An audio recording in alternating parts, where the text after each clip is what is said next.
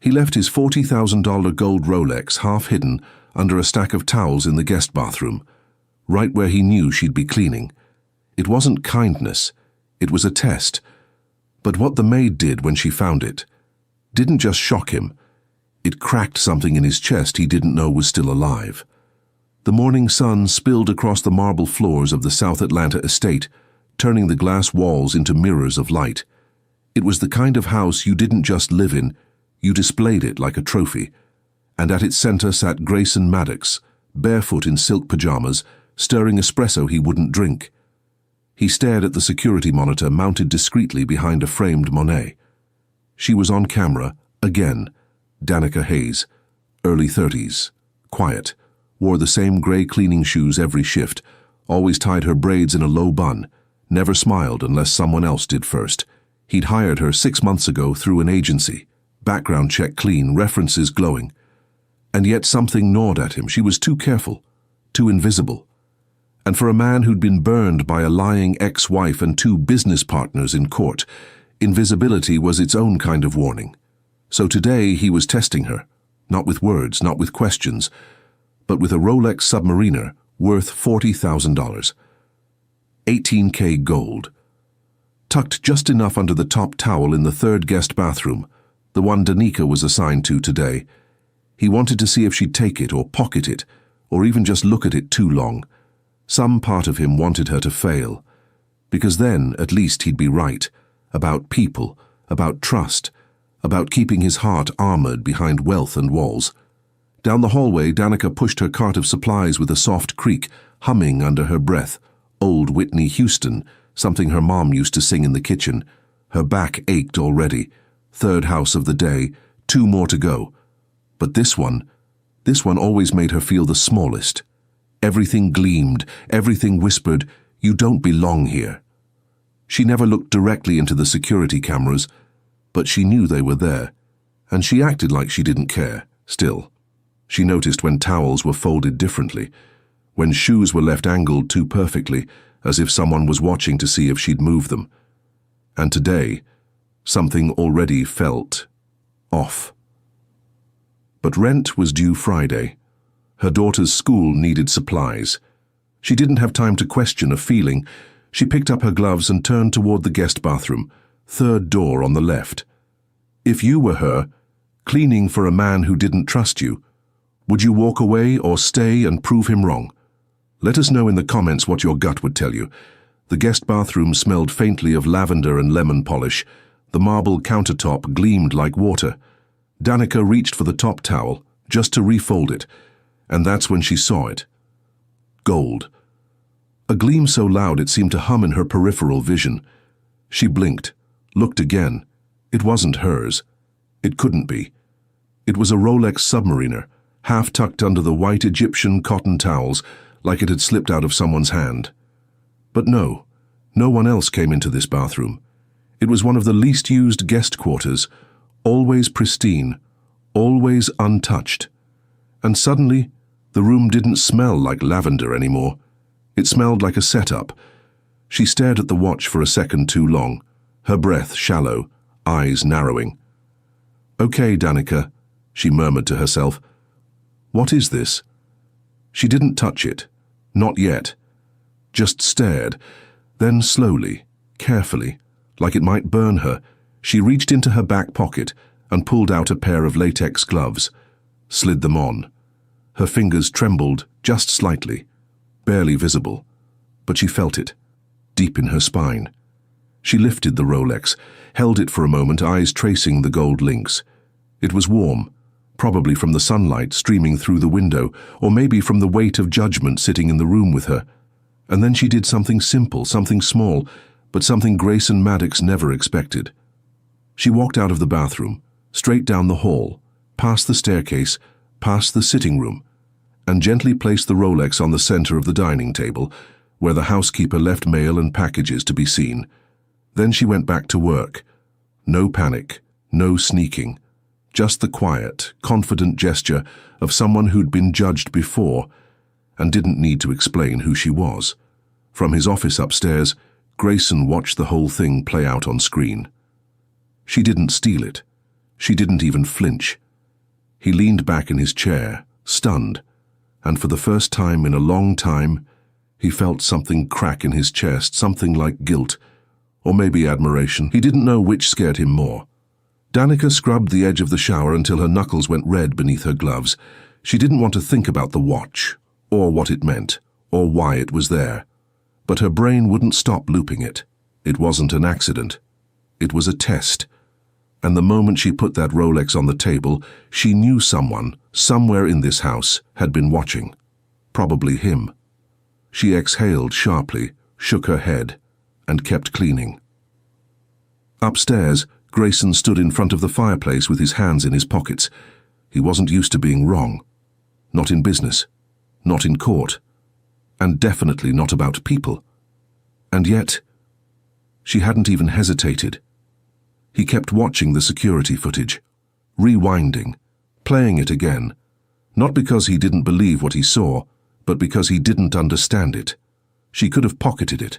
She could have walked out with it, and he wouldn't have noticed until dinner. But instead she placed it, deliberately, almost gracefully, on the table, like she wasn't afraid, like she wanted him to see. Later that afternoon they crossed paths in the hallway, Danica pushing her cart, Grayson exiting his office. He almost walked past her but stopped. "Miss Hayes," he said, voice low. She turned, polite but unreadable. "Yes, Mr. Maddox?"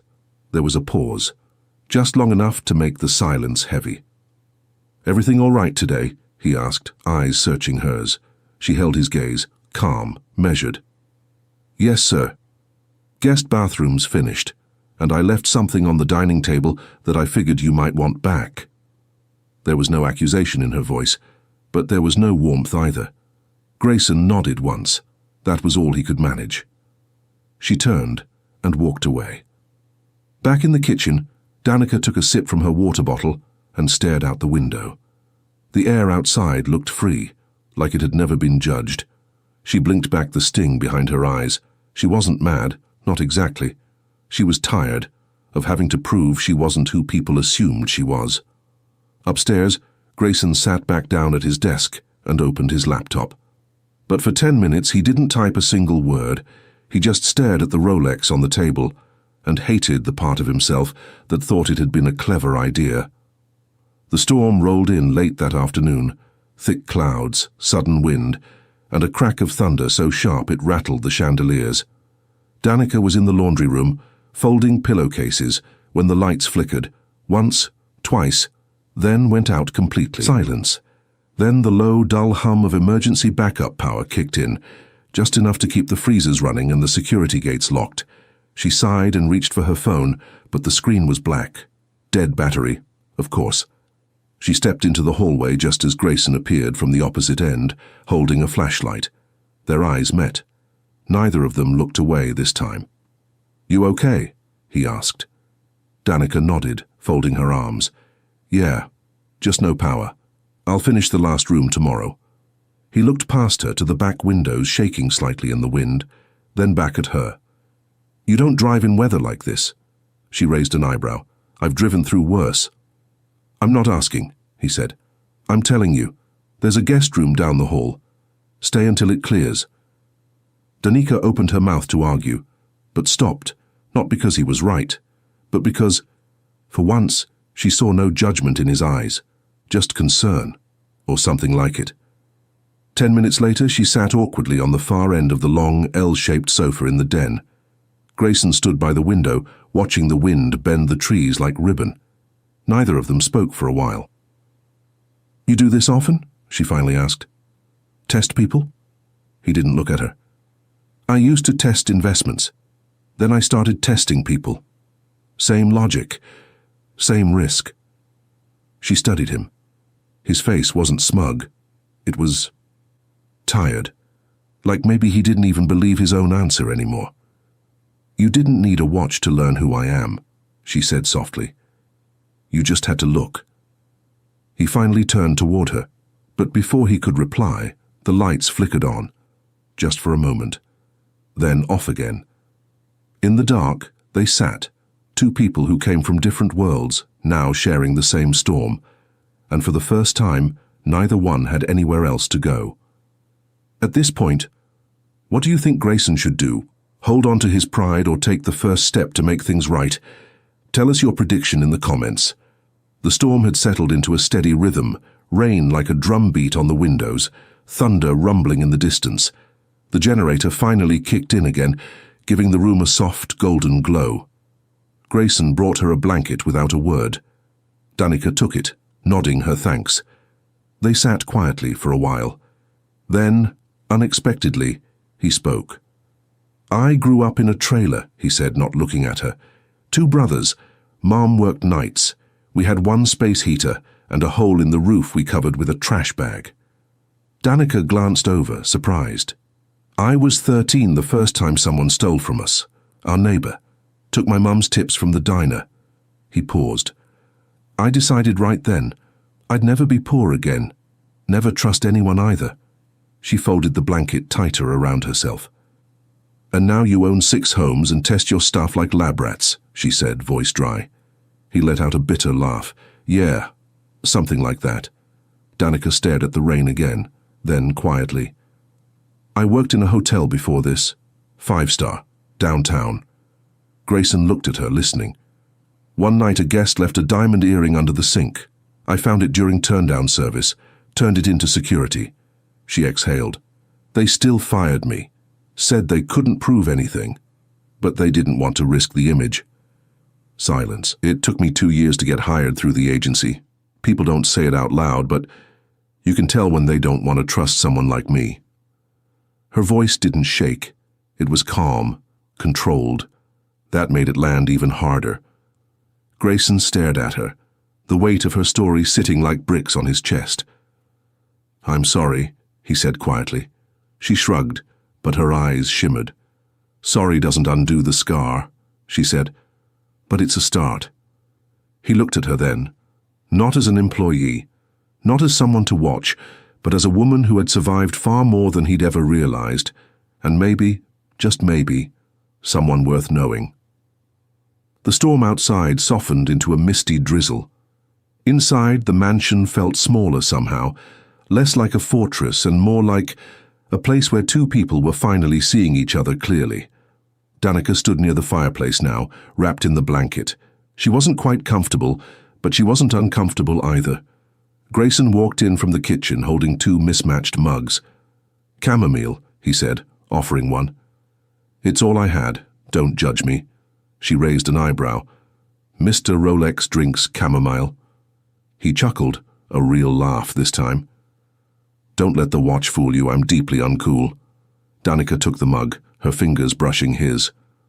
A moment passed. It lingered, but neither acknowledged it.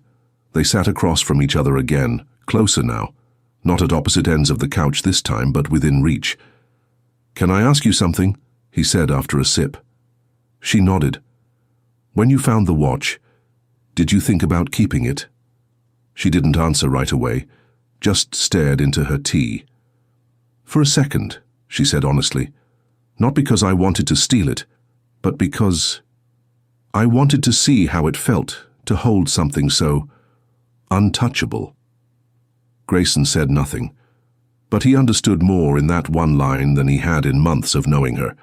Danica looked at him. "You keep your heart like you keep this house. Locked, guarded, watched."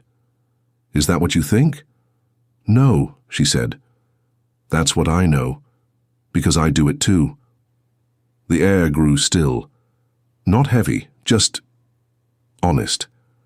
Then, surprisingly, Danica smiled. "But the tea's not bad." He smiled back, a slow, unfamiliar curl of his lips that felt like it hadn't been used in years.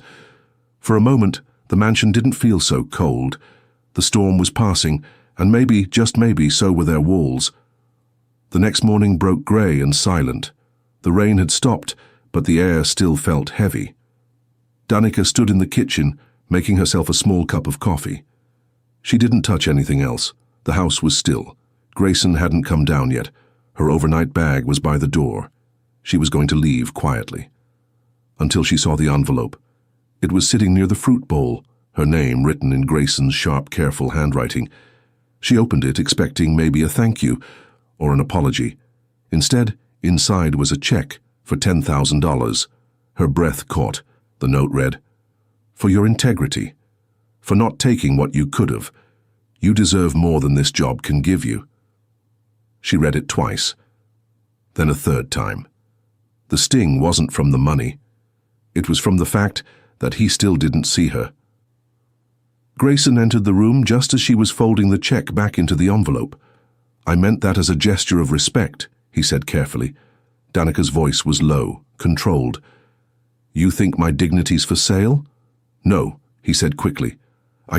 Look, I messed up, I tested you, and you proved me wrong.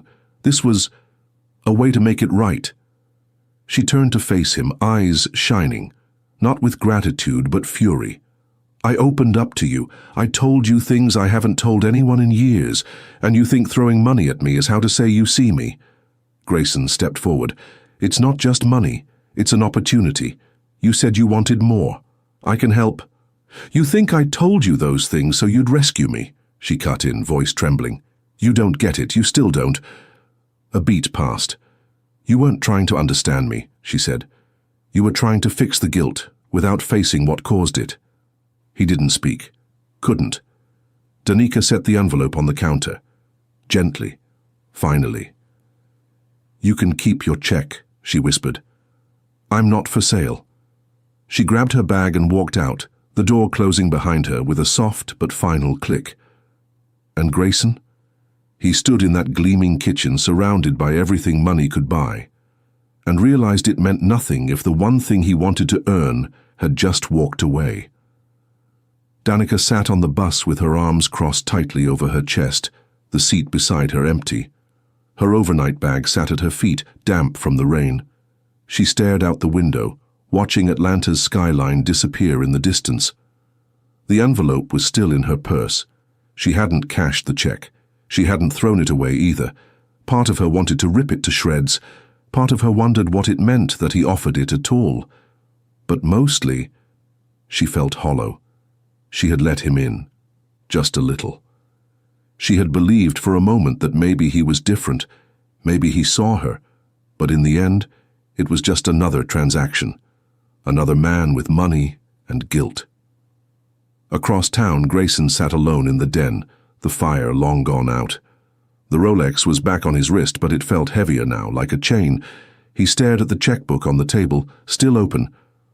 "Why did I write it?" he muttered to himself. He didn't need to ask. He knew.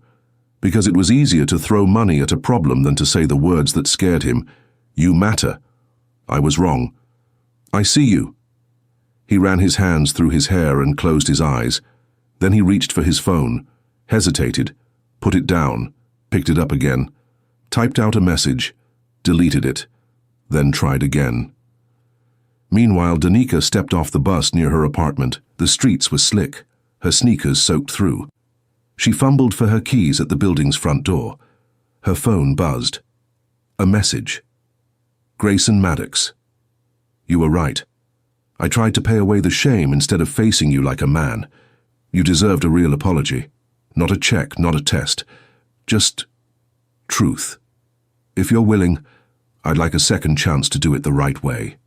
She stared at the screen. Her thumb hovered over it. She could delete it, or she could answer. Not for him, but maybe for herself. 3 days passed. Danica didn't reply to the message, not because she didn't feel something, but because she needed time, to make sure she was responding with her heart, not her hurt. On the 4th morning, a knock echoed softly at her apartment door. She opened it slowly. Grayson stood there, no suit, no Rolex, no chauffeur waiting at the curb. Just him, holding something small in his hand. "Hey," he said, voice quieter than she remembered. She said nothing, just looked at him. He opened his palm. It was the gold Rolex. But now it had something new added. An inscription on the back. She took it, turned it over. "For the one who taught me what worth really means." Her eyes didn't tear up, not yet, but her lips parted slightly, caught off guard. "You didn't have to do this," she whispered. "I know," he said. "That's the point. I didn't come to prove anything. I came to say thank you, and I'm sorry." He took a breath. You showed me something I've never seen. Not in courtrooms, not in contracts, just in you. Danica looked down at the watch again. So what now? She asked. He shrugged. Coffee? Conversation. Whatever you're willing to give. She finally smiled, just a little, but it was real. You still drink chamomile? He laughed. Unfortunately, yes. Danica stepped aside, holding the door just wide enough. Then you better come in before it gets cold. He entered and the door closed behind them, not with a slam, not with tension, but with the soft click of something beginning. Across the room, on her tiny kitchen counter, she set the Rolex down next to her daughter's school photo, because to her it wasn't a test anymore. It was a reminder that someone finally saw her worth and chose to come back, not with money, but with truth. Do you believe true connection can survive even after it's tested by pride, pain, or the past? Share your thoughts or stories in the comments below. Someone out there might need to hear it.